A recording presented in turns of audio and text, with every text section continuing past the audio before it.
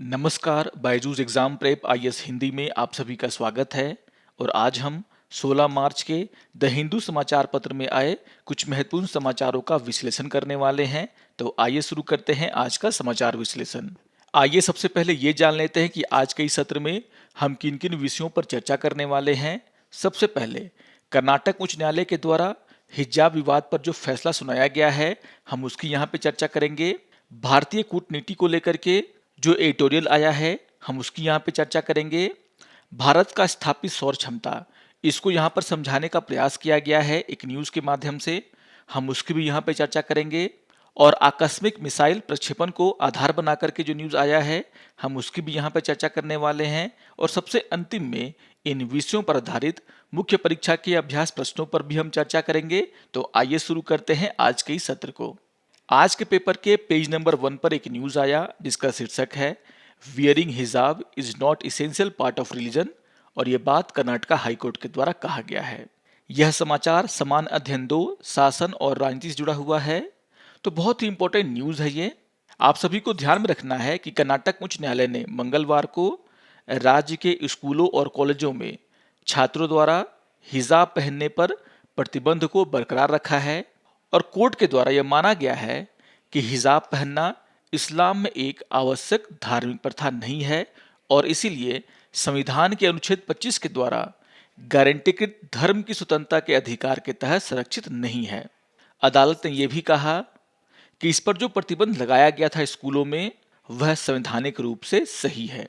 यहाँ पर कर्नाटक उच्च न्यायालय के द्वारा जो सरकारी आदेश निकाला गया था इस विवाद को लेकर के, उसे भी बरकरार रखा है। आपको ध्यान रखना है कि कर्नाटक के उडुपी और अन्य जिलों में हिजाब को लेकर के जो विवाद हुआ था, उसके बाद सरकार के द्वारा कर्नाटक शिक्षा अधिनियम 1983 के प्रावधानों के तहत स्कूलों में और प्री यूनिवर्सिटी कॉलेजों में यूनिफॉर्म को लेकर के कुछ दिशा निर्देश जारी किए गए थे 5 फरवरी 2022 को, और उसकी वैधता को यहाँ पर कोर्ट के द्वारा बरकरार रखा गया है। हालांकि आपको यह भी ध्यान में रखना है कि कर्नाटक हाईकोर्ट के फैसले को कुछ छात्रों के द्वारा सुप्रीम कोर्ट में चुनौती दे दिया गया है, यानी कि अब यह मामला सुप्रीम कोर्ट में चलाया जाएगा। तो बहुत ही इंपॉर्टेंट न्यूज़ है ये, और अभी ये देखना बाकी होगा कि सुप्रीम कोर्ट के द्वारा इस मुद्दे पर क्या फैसला लिया जाता है। जैसा कि आप सभी जानते होंगे कि दिसंबर 2021 में government PU college for girls Udupi में कुछ मुस्लिम छात्रों के द्वारा हिजाब पहनकर क्लास करने की अनुमति मांगी गई थी, और उसी के बाद से यह विवाद धीरे धीरे कर्नाटक के अन्य जिलों में फैलना शुरू हो गया था। यहाँ पर आपको ध्यान में रखना है कि 5 फरवरी 2022 को कर्नाटक सरकार के द्वारा इस मुद्दे को ध्यान में रखते हुए स्कूलों में यूनिफॉर्म को लेकर के कुछ गाइडलाइन इशू किए गए थे, और यहाँ पर 9 फरवरी को कर्नाटक हाई कोर्ट में इसके खिलाफ याचिका दायर किया गया था। और यहाँ पर हाई कोर्ट के द्वारा जो फैसला लिया गया है उसमें राज्य सरकार के द्वारा जो गाइडलाइन दिए गए हैं उसकी मान्यता को बरकरार रखा गया है। यहाँ पर हाई कोर्ट के द्वारा कुछ बहुत ही इंपॉर्टेंट बातें कही गई हैं। यहाँ पर हाई कोर्ट ने यह कहा है कि स्टूडेंट स्कूल कॉलेज की ओर से तय की गई यूनिफॉर्म को पहनने से इनकार नहीं कर सकते हैं, और इस पर प्रतिबंध को लेकर के छात्र कोई आपत्ति दर्ज नहीं कर सकते। इतना ही नहीं, कोर्ट ने हिजाब से जुड़ी हुई 8 याचिकाओं को भी निरस्त कर दिया है। आप सभी को पता होगा कि यह जो विवाद था उसने बहुत तरह के संवैधानिक मुद्दे और प्रश्नों को खड़ा किया है। इस केस में हमारे संविधान में जो दिए गए हमारे मौलिक अधिकार हैं, उनके रक्षा को मुद्दा बनाया गया है। आप सभी जानते हैं कि हमारे संविधान के अनुच्छेद 25 से 28 के तहत नागरिकों को धार्मिक स्वतंत्रता का अधिकार मिला है। अनुच्छेद 25 सभी नागरिकों को अपने धर्म का पालन करने और उनका प्रचार करने का अधिकार देता है। कोर्ट में हिजाब के पक्ष में जो याचिका दाखिल की गई थी उसमें कहा गया था कि स्कूलों में हिजाब नहीं पहनने देना कहीं ना कहीं अनुच्छेद 25 का उल्लंघन है, और यहाँ पर यह मुद्दा उठाया गया था कि कहीं ना कहीं यह संविधान के अनुच्छेद 14, अनुच्छेद 19 और अनुच्छेद 21 के तहत जो अधिकार नागरिकों को दिए गए हैं उसका भी उल्लंघन है। लेकिन यहाँ पर कोर्ट ने इन सभी बातों को निराधार मानते हुए अपना फैसला सुनाया है। यहाँ पर आपको ध्यान में रखना है कि कर्नाटका हाई कोर्ट के द्वारा कौन कौन सी बातें हिजाब को लेकर के कही गई हैं। यहाँ पर हाई कोर्ट के इस बेंच ने कुरान के विश्लेषण के लिए अब्दुल्ला यूसुफ अली की किताब the Holi Quran text translation and chemistry पर भरोसा किया है, यानी कि उसको आधार बनाया है। और यहाँ पर बेंच का ये कहना है कि महिलाओं के लिए सामाजिक सुरक्षा के उपाय के रूप में और सार्वजनिक क्षेत्र में उनकी सुरक्षित पहुंच को सुविधाजनक बनाने के लिए हिजाब पहनने की सिफारिश की गई थी। अदालत ने कहा कि इस परिधान को पहनने की प्रथा का संस्कृति से कुछ लेना देना हो सकता है, लेकिन निश्चित रूप से धर्म से इसका कोई भी लेना देना नहीं है। यहाँ पर ऐतिहासिक परिप्रेक्ष्य देते हुए अदालत ने कहा कि इस्लाम की शुरुआत से पहले का युग बर्बरता और अज्ञानता के समय के रूप में जाना जाता था। इसीलिए कुरान ने छेड़छाड़ और निर्दोष महिलाओं के मामले में अपनी चिंता दिखाते हुए हिजाब और अन्य परिधानों को एक सामाजिक सुरक्षा के उपाय के रूप में पहनने की सिफारिश की। अदालत का ये कहना है कि हो सकता है कि समय के साथ धर्म के कुछ तत्व इस प्रथा में प्रवेश कर गए हों, जैसा कि आमतौर पर किसी भी धर्म में होता है। तो यहाँ पर आपको ध्यान में रखना है कि ये सारी बातें कर्नाटका हाई कोर्ट के बेंच के द्वारा कही गई हैं और इसी को आधार बनाते हुए अपने फैसले में कर्नाटका हाई कोर्ट ने हिजाब को इस्लाम में एक आवश्यक धार्मिक प्रथा नहीं माना है और इसी को आधार बनाते हुए ये फैसला हाई कोर्ट के द्वारा दिया गया है।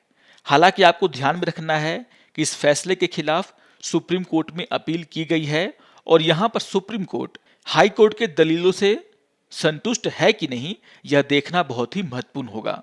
यानी कि अभी इस मामले में और भी मोड़ आने वाले हैं और जो बातें यहाँ पर कर्नाटका हाई कोर्ट के द्वारा कही गई हैं उसको ध्यान में रखते हुए आपको इस न्यूज को पढ़ना है। तो बहुत ही इंपॉर्टेंट न्यूज है ये और यहाँ पर जो संवैधानिक सवाल खड़े हुए हैं उसका उत्तर मिलना भी बहुत जरूरी है। और अब यहाँ पर गेंद सुप्रीम कोर्ट के पाले में है और यह देखना होगा कि सुप्रीम कोर्ट के द्वारा इस विवाद में क्या फैसला लिया जाता है। आइए एक और न्यूज की हम यहाँ पे चर्चा कर लेते हैं। आज के पेपर के पेज नंबर 6 पर एक एडिटोरियल आया जिसका शीर्षक है भरतनाट्यम इन इंडियन डिप्लोमेसी और यह टॉपिक समान अध्ययन 2 अंतर्राष्ट्रीय संबंध से जुड़ा हुआ है। जैसा कि आप सभी जानते हैं कि रूस और यूक्रेन के बीच में युद्ध चल रहा है और इसको लेकर के यूएन में जो रूस के खिलाफ प्रस्ताव आया था उस पर भारत के द्वारा वोटिंग में भाग नहीं लिया गया था और इसी परिप्रेक्ष्य में यह एडिटोरियल लिखा गया है। और यहाँ पर सबसे इंपॉर्टेंट बात यह है कि यहाँ पर एक बहुत ही महत्वपूर्ण व्यक्ति के बारे में चर्चा है जिनका नाम है ज्योतिन्द्रनाथ दीक्षित, जिन्हें उनके दोस्तों के द्वारा मणि दीक्षित के नाम से पुकारा जाता था।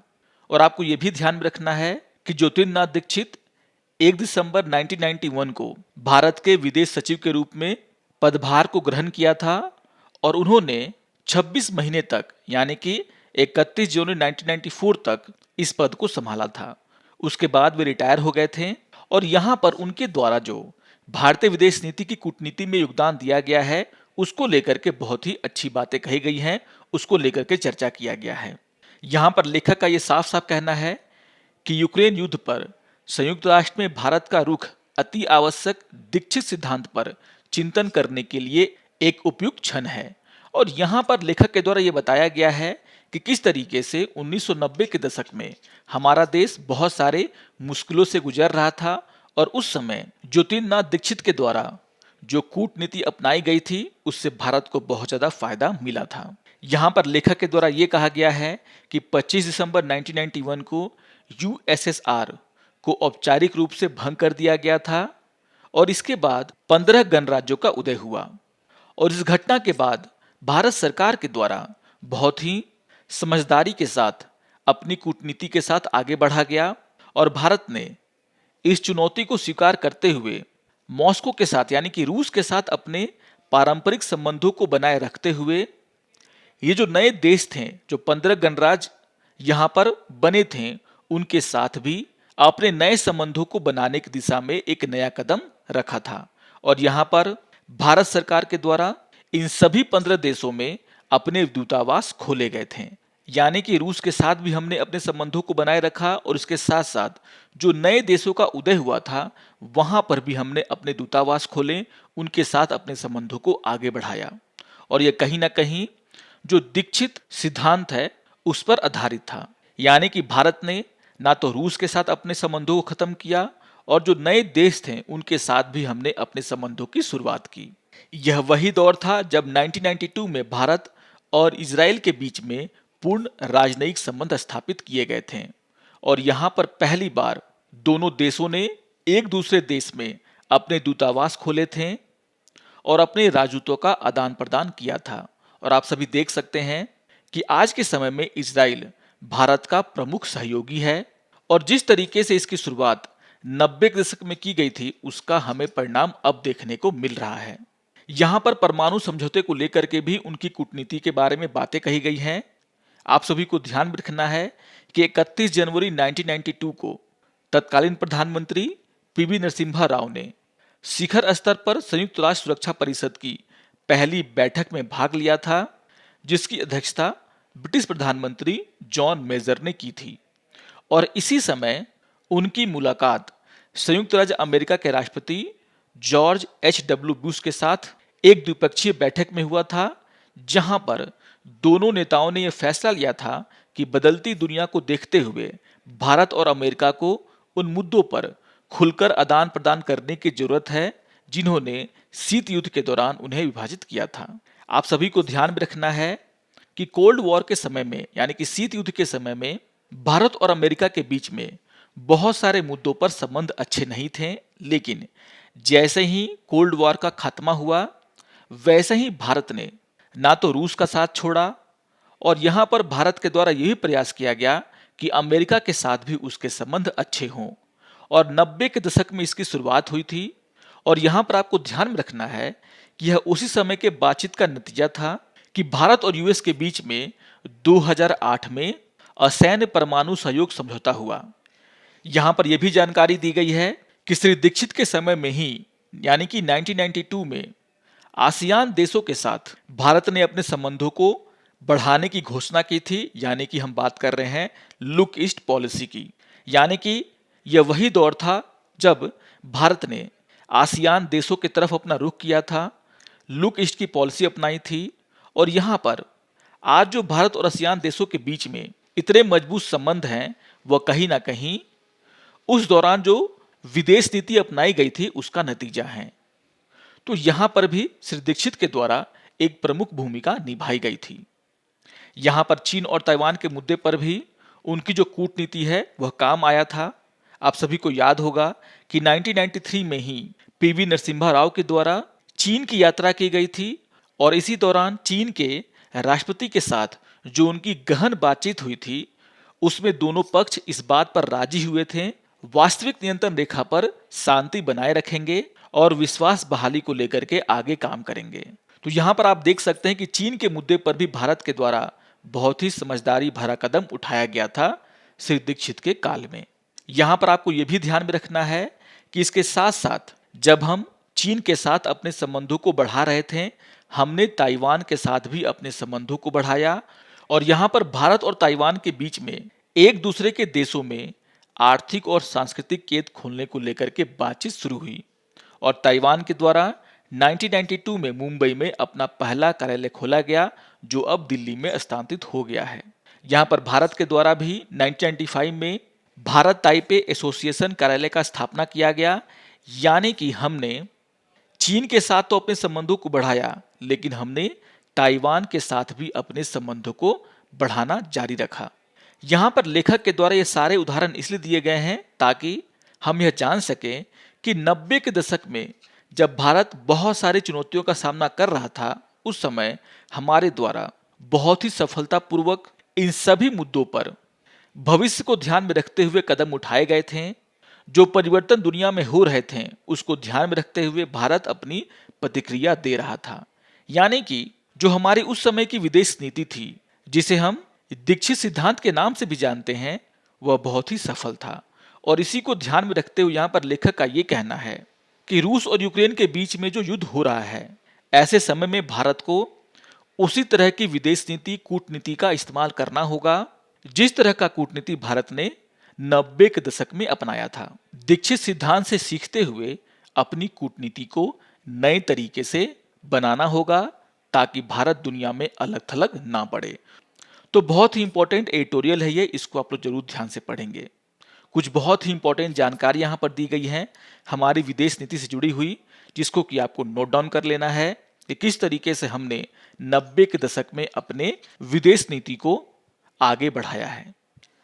आइए एक और न्यूज़ की हम यहाँ पे चर्चा कर लेते हैं। आज के पेपर के टेक्स्ट एंड कॉन्टेक्स्ट पेज पर एक न्यूज़ आया जिसका शीर्षक है India's solar capacity milestone and challenges, और यह टॉपिक सामान्य अध्ययन 3 आर्थिक विकास और एनर्जी से जुड़ा हुआ है। यहाँ पर इस बात को समझाने का प्रयास किया गया है कि भारत के द्वारा 28 फरवरी 2022 को स्थापित सौर क्षमता के 50 गीगावाट को पार कर लिया गया है, और भारत के द्वारा जो वैश्विक क्षमता है जो कि 709.68 गीगावाट का है, उसमें अब 6.5% का योगदान किया जा रहा है। आपको यह भी ध्यान में रखना है कि भारत ने 2021 में अपनी संचयी स्थापित क्षमता में रिकॉर्ड 10 गीगावाट सौर ऊर्जा को जोड़ा है। यह लगभग 200% की वृद्धि को दर्ज कराता है। और आपको यह भी ध्यान में रखना है कि भारत का जो लक्ष्य है कि 2030 तक अक्षय ऊर्जा से 500 गीगावाट बिजली पैदा करना, जिसमें कि 300 गीगावाट सौर ऊर्जा से आने की उम्मीद है, उस ओर बढ़ाया गया एक बहुत ही महत्वपूर्ण कदम है।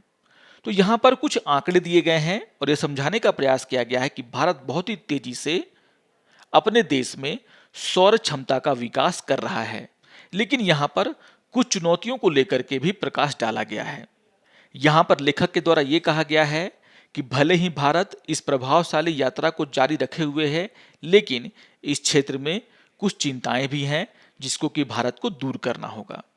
यहाँ पर यह कहा गया है लेखक के द्वारा कि जो 50 गीगावाट की हमारे पास क्षमता है, उसमें से 42 gigawatt ground mounted solar photovoltaic system से आता है, केवल 6.48 गीगावाट रूफटॉप सोलर यानी कि आरटीएस से आता है, और बाकी बचा हुआ जो क्षमता है वह ऑफ ग्रिड सौर फोटोवोल्टेइक से आता है यानी कि 1.48 गीगावाट। तो यहाँ पर यह बताया गया है कि इस 50 गीगावाट में जो सबसे ज्यादा प्रतिशत है वो है ground mounted solar photovoltaic system का, जबकि अगर हम आरटीएस की बात करें यानी कि रूफटॉप सोलर की बात करें तो उसका हिस्सा मात्र 6.48 गीगावाट है, जो कि चिंता का विषय है। यहाँ पर यह समझाने का प्रयास किया गया है कि आखिर भारत रूफटॉप सोलर इंस्टॉलेशन में क्यों पिछड़ रहा है। आपको ध्यान में रखना है कि भारत सरकार के द्वारा यह लक्ष्य बनाया गया था कि भारत 2022 तक 40 गीगावाट आरटीएस यानी कि रूफटॉप सोलर क्षमता को बना लेगा, जबकि हम 2021 तक मात्र 6.48 गीगावाट पर ही अटके हुए हैं। यहाँ पर लेखक के द्वारा यह कहा गया है कि जो आरटीएस है वह बहुत ही महत्वपूर्ण क्षमता है। इसके बहुत सारे लाभ हैं क्योंकि यह खपत के बिंदु पर ही स्थापित किया जा सकता है, मतलब कि जहां पर इस ऊर्जा का उपयोग करना है आप वहीं पर इसे स्थापित कर सकते हैं, जिससे ट्रांसमिशन में जो लॉस होता है वह बच जाता है। और इसलिए भारत सरकार आरटीएस को जो है बढ़ावा देने पर कार्य कर रही है, लेकिन इसमें बहुत सारी चुनौतियां हैं जिसके कारण आरटीएस की तैनाती लक्ष्य से काफी पीछे चल रहा है। और यहाँ पर जो सबसे बड़ा कमी है वो ये है कि जो आवासीय उपभोक्ता हैं या फिर जो छोटे और मध्यम उद्योग जो इन्हें लगाना चाहते हैं, उनके पास पैसे की कमी है, उनके पास सीमित वित्त पोषण है। और यहाँ पर लेखक के द्वारा ये कहा गया है कि भारत सरकार को और बैंकों को इसका कोई हल निकालना होगा। यहाँ पर सरकार को यह देखना होगा कि कैसे कम लागत में लोगों को या फिर छोटे और मध्यम उद्योगों को इस क्षेत्र में निवेश करने के लिए सस्ते में ऋण दिया जा सके, जिससे कि जो निवेश के जोखिम है उसको कम किया जा सके। और अगर भारत सरकार ऐसा कर लेती है तो हम देखेंगे कि आरटीएस में भी भारत की क्षमता में वृद्धि हो रहा है। यहाँ पर यह भी कहा गया है, यहाँ पर एक और बहुत ही महत्वपूर्ण मुद्दे को उठाया गया है। यहाँ पर यह बताने का प्रयास किया गया है कि भारत की सौर ऊर्जा क्षमता वृद्धि के लिए क्या क्या और चुनौतियां हैं। यहाँ पर यह कहा गया है कि भले ही भारत के द्वारा सौर ऊर्जा में प्रगति की गई है, लेकिन देश के बिजली उत्पादन में सौर ऊर्जा का योगदान नहीं बढ़ा है। उदाहरण के लिए 2019-20 में सौर ऊर्जा ने भारत की कुल 1390 बीयू, यहां पर आपको ध्यान रखना है बीयू का फुल फॉर्म है बिलियन यूनिट, यानी कि भारत के द्वारा कुल 1390 बिलियन यूनिट बिजली उत्पादन किया जाता है, जिसमें से मात्र 3.6% यानी कि 50 बिलियन यूनिट सौर ऊर्जा के द्वारा उत्पादित है। यानी कि सौर ऊर्जा का जो योगदान है उसमें मात्र 3.6% है, जो कि अभी बढ़ा नहीं है।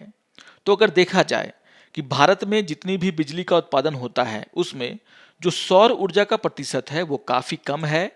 यहाँ पर सौर ऊर्जा स्थापित करने वाले कंपनियों को बहुत सारी चुनौतियों का सामना करना पड़ता है, और उसमें से सबसे बड़ी चुनौती है वो ये है कि भारत में जो घरेलू सौर मॉड्यूल निर्माण की क्षमता है उसकी स्थिति बहुत ही खराब है। यानी कि भारत के द्वारा जो सौर मॉड्यूल होते हैं उसका काफी कम मात्रा में उत्पादन किया जाता है। यहाँ पर लेखक के द्वारा ये कहा गया है कि सौर क्षेत्र में जो घरेलू विनिर्माण क्षमता है वह देश में सौर ऊर्जा की वर्तमान संभावित मांग के अनुरूप नहीं है। और यहाँ पर क्रिसिल का जो रिपोर्ट है उसका चर्चा किया गया है और कहा गया है कि 31 मार्च 2021 तक भारत में सौर सेल उत्पादन के लिए 3 गीगावाट क्षमता थी और सौर पैनल उत्पादन की क्षमता जो है वह 8 गीगावाट थी, जो कि काफी कम है। और इसीलिए भारत ने 2021-22 में अकेले चीन से लगभग 76.62 बिलियन डॉलर मूल्य के सौर सेल और मॉड्यूल आयात किए, जो उस वर्ष भारत के कुल आयात का 78.6% था। तो आप समझ सकते हैं कि हमारे देश में सोलर सेल और सोलर मॉड्यूल की बहुत ही ज़्यादा डिमांड है, लेकिन हमारी जो उत्पादन करने की क्षमता है वह इसके मुकाबले काफ़ी कम है, और इसलिए भारत को भारी मात्रा में चीन जैसे देशों से इनका आयात करना पड़ता है। और यहाँ पर अगर भारत सरकार अपने देश में हमारे देश की जो घरेलू कंपनियां हैं उनको बढ़ावा देती है तो इससे भारत को बहुत ही ज़्यादा आर्थिक फायदा होने वाला है। यहाँ पर लेखक के द्वारा ये कहा गया है कि भारत में कम उत्पादन क्षमता और चीन से सस्ते आयात ने भारतीय उत्पादों को घरेलू बाजार में अप्रतिस्पर्धी बना दिया है। और यहाँ पर लेखक के द्वारा एक सुझाव दिया गया है कि भारत को अगर इस क्षेत्र में आगे बढ़ना है, अपनी कंपनियों को आगे बढ़ाना है, तो भारत को सौर प्रणालियों के लिए एक सर्कुलर इकोनॉमी मॉडल को अपनाना होगा। सर्कुलर इकोनॉमी का मतलब है कि जो सोलर वेस्ट होते हैं उसमें भारत के द्वारा उसके दोबारा इस्तेमाल को लेकर के अपने यहाँ पर नियम और नीतियां बनाई जानी चाहिए। यहाँ पर आपको ध्यान में रखना है कि 2030 तक भारत में लगभग 34,600 मीट्रिक टन सौर पीवी कचरे का उत्पादन होगा, और यहाँ पर अगर भारत इसको रिसाइकिल नहीं करता है तो इससे भारत को बहुत ही ज़्यादा नुकसान होने वाला है। और यहाँ पर इंटरनेशनल रिन्यूएबल एनर्जी एजेंसी के अनुमान का भी जिक्र किया गया है, जिसमें यह बताया गया है कि यहाँ पर जो रिसाइकलिंग का बिजनेस है उसका वैश्विक मूल्य 15 बिलियन डॉलर से अधिक हो सकता है। और यहाँ पर अगर भारत के द्वारा एक्सटेंडेड प्रोड्यूसर रिस्पॉन्सिबिलिटी यानी कि ईपीआर के सिद्धांत अपनाए जाते हैं तो यहाँ पर भारत को फायदा होगा। आपको ध्यान में रखना है ईपीआर का मतलब होता है कि सौर पीवी उत्पादों के पूरे जीवन चक्र के लिए निर्माताओं को जवाबदेह ठहराना, यानी कि जहां पर इसका उत्पादन होगा उन्हीं कंपनियों को इसका पुनर्चक्रण भी करना पड़ेगा। इससे भारत की कंपनियों की स्थिति यहाँ पर ठीक होगी। तो बहुत ही इंपॉर्टेंट मुद्दे को यहाँ पर उठाया गया है, और हालांकि यहाँ पर यह चर्चा किया गया है कि भारत बहुत ही तेजी से सोलर एनर्जी का विकास कर रहा है, लेकिन अगर हमें और विकास करना है तो हमें अपने यहाँ इसके उत्पादन को बढ़ावा देना होगा, आयात को कम करना होगा। जो कंपनियां सोलर एनर्जी का उत्पादन करना चाहती हैं उन्हें सस्ते में ऋण उपलब्ध कराना होगा। हमें इस क्षेत्र में एक सर्कुलर इकोनॉमी बनना होगा ताकि जो अपशिष्ट होते हैं उनका प्रबंधन भी सही तरीके से किया जा सके। आइए एक और न्यूज़ की हम यहाँ पे चर्चा कर लेते हैं। आज के पेपर के टेक्स्ट एंड कॉन्टेक्स्ट पेज पर एक न्यूज़ आया जिसका शीर्षक है एन एक्सीडेंटल मिसाइल लॉन्च, और ये टॉपिक समान अध्ययन 3 रक्षा से जुड़ा हुआ है। इस मुद्दे पर हमने काफ़ी चर्चाएं की हैं, 14 मार्च के द हिंदू समाचार पत्र विश्लेषण में भी इसको लेकर के मैंने चर्चा किया है। जो बातें पाकिस्तान के द्वारा कही गई हैं उन सभी बातों को उस दिन मैंने डिस्कस किया है, और भारत के द्वारा जिस तरीके से ज्वाइंट प्रोब की मांग को ठुकराया गया है उसके बारे में भी मैंने वहां पर विस्तार से चर्चाएं की हैं। उन्हीं सब बातों को यहां पर फिर से लिखा गया है। एक बात जो सबसे इंपॉर्टेंट है उसको आपको ध्यान में रखना है कि यहां पर जो मिसाइल है उसको लेकर के अभी काफी चर्चाएं हो रही हैं, और यहां पर आपको यह भी ध्यान में रखना है कि भारत और पाकिस्तान के बीच में कुछ समझौते हैं मिसाइल टेस्ट को लेकर के, और उसके बारे में आपको यहां पर जानकारी होना चाहिए। आप सभी को यह ध्यान में रखना है कि 2005 में भारत और पाकिस्तान के द्वारा बैलिस्टिक मिसाइल उड़ान परीक्षण के पूर्व अधिसूचना पर समझौता किया गया था, यानी कि pre notification of flight testing of ballistic missile agreement 2005 इसका नाम है। और इसके तहत प्रत्येक देश को, यानी कि भारत और पाकिस्तान को, अगर उनके द्वारा कोई भी मिसाइल टेस्ट किया जाता है तो उसकी जानकारी दूसरे देश को अग्रिम रूप से देनी होती है। तो यहां पर अगर भारत के द्वारा कोई परीक्षण किया जा रहा है मिसाइल का, तो यहां पर इसका सूचना भारत के द्वारा पाकिस्तान को दिया जाएगा, और अगर पाकिस्तान किसी मिसाइल का परीक्षण अपने यहां कर रहा है तो उसकी सूचना वह भारत को देगा। यह एग्रीमेंट भारत और पाकिस्तान के द्वारा 2005 में किया गया था। तो बहुत ही इंपॉर्टेंट एग्रीमेंट है, इसको आपको ध्यान में रखना है। यहां पर यह जो एग्रीमेंट किया गया है उसमें यह भी कहा गया है कि परीक्षण से पहले दोनों देश नोटैम यानी कि नोटिस टू एयर मिशंस और नेविगेशनल वार्निंग नोटिस जारी करेंगे। आपको ध्यान में रखना है कि जब भी कोई मिसाइल का परीक्षण किया जाता है तो यहां पर उस एरिया में नोटैम इशू किया जाता है, यानी कि नोटिस टू एयर मिशन, जिससे कि कोई हादसा ना हो जाए।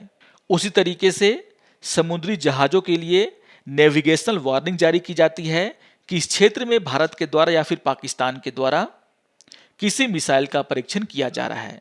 तो यहां पर बेसिकली यह एक कोऑर्डिनेट होता है जिसे कि उस एरिया में इशू किया जाता है, जिससे कि पायलटों को या फिर नाविकों को यह पता चल सके कि इस एरिया में कोई मिसाइल टेस्ट होने वाला है और वे इस क्षेत्र से दूरी बना करके रखें। तो यहां पर यह जो एग्रीमेंट है उसमें यह कहा गया है कि जब भी दोनों देश कोई मिसाइल का परीक्षण करेंगे तो उनके द्वारा नोटैम यानी कि नोटिस टू एयर और नेविगेशनल वार्निंग जारी की जाएगी। साथ ही यहां पर यह भी कहा गया है कि परीक्षण के दौरान दोनों देश यह सुनिश्चित करेंगे कि जो प्रक्षेपण स्थल है वह अंतर्राष्ट्रीय सीमा या फिर नियंत्रण रेखा से 40 किलोमीटर के भीतर नहीं है, यानी कि जो परीक्षण का स्थल है वह सीमा से 40 किलोमीटर से दूर होना चाहिए। तो ये कुछ बहुत ही महत्वपूर्ण बातें हैं जिसको कि आपको ध्यान में रखना है। और ये जो गलती से मिसाइल का प्रक्षेपण हुआ है भारत की तरफ से पाकिस्तान में, उसके कारण ये सारी बातें जो हैं अब चर्चा में हैं, जो कि आपके एग्जाम के लिए भी बहुत ही महत्वपूर्ण है। तो यहाँ पर जो जानकारी मैंने दी है उसको आप लोग जरूर नोट कर लीजिएगा। इस एग्रीमेंट के बारे में आपसे एग्जाम में पूछा जा सकता है। और यहाँ पर आपको यह भी ध्यान में रखना है कि पाकिस्तान के द्वारा जो यह सूचना दिया गया है कि यह मिसाइल हो सकता है कि ब्रह्मोस है, उसको लेकर के भी खासा पाकिस्तान चिंतित है। और पाकिस्तान अब यह समझ चुका है कि पाकिस्तान के पास ऐसा कोई भी रडार या फिर इक्विपमेंट नहीं है कि वह भारत के ब्रह्मोस को इतने कम समय में इंटरसेप्ट कर सके। आइए अब इन विषयों पर मुख्य परीक्षा के अभ्यास प्रश्नों पर चर्चा कर लेते हैं। यहाँ पर क्वेश्चन नंबर 1 है, भारत अपनी सौर ऊर्जा क्षमता का विस्तार में किन चुनौतियों का सामना कर रहा है, इसे दूर करने के संभावित उपाय सुझाएं। तो बहुत ही इंपॉर्टेंट क्वेश्चन है ये, और यहाँ पर जो डेटा मैंने यूज किया है आप उसका यहाँ पर इस्तेमाल कर सकते हैं भारत की सौर क्षमता के विस्तार को दर्शाने के लिए। और जो चुनौतियों पर हमने चर्चा की है उसका भी आप यहाँ पर चर्चा करें और उत्तर को लिखने का प्रयास करें। आइए क्वेश्चन नंबर 2 पर चर्चा कर लेते हैं। क्वेश्चन नंबर 2 है, विश्व की मौजूदा परिस्थितियों को देखते हुए भारत को अपनी विदेश नीति में कौन से परिवर्तन करने चाहिए, चर्चा करें। तो ये भी बहुत ही इंपॉर्टेंट क्वेश्चन है ये। और यहां पर इस उत्तर को लिखते समय आप दीक्षित सिद्धांत का उपयोग कर सकते हैं। 90 के दशक में जिस तरीके से भारत के द्वारा उस समय की परिस्थितियों को देखते हुए, भविष्य के लक्ष्य को ध्यान में रखते हुए अपनी कूटनीति तय की गई थी। भारत को फिर से वैसा ही कुछ करने की आवश्यकता है, उससे सीखने की आवश्यकता है। तो यहाँ पर एग्जाम्पल के रूप में आप इन सभी बातों का उपयोग कर सकते हैं। आशा करता हूं कि आपको आज का समाचार विश्लेषण पसंद आया होगा। सारे टॉपिक्स बहुत ही महत्वपूर्ण हैं। अगर आपको ये वीडियो अच्छा लगे तो आप जरूर इसे लाइक करें, शेयर करें और दूसरों को भी सब्सक्राइब करने के लिए प्रेरित करें। तो मिलते हैं समाचार विश्लेषण के अगले अंक में। तब तक के लिए नमस्कार और धन्यवाद।